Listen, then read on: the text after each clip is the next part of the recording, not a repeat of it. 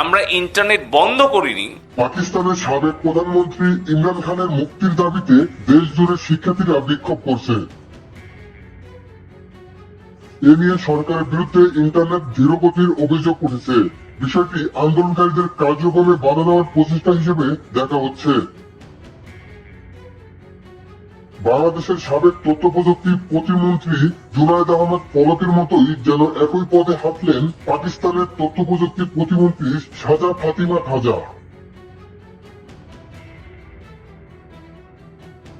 পাকিস্তান জুড়ে ইন্টারনেটের ধীরগতির জন্য সরকারের কোনো হাত নেই বলে জানিয়েছেন তথ্য প্রযুক্তি প্রতিমন্ত্রী শাহজা ফাতিমা খাজা।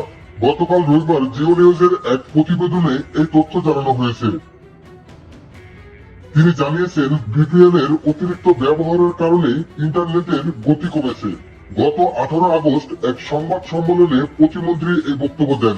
কানেক্টিভিটিটা আপ এন্ড রানিং রাখার জন্য সম্প্রতি বাংলাদেশে কোটা সংস্কার আন্দোলনের সময় কয়েকদিন বন্ধ ছিল ইন্টারনেট, পরবর্তীতে চালু হলেও গতি ছিল অনেক ধীর।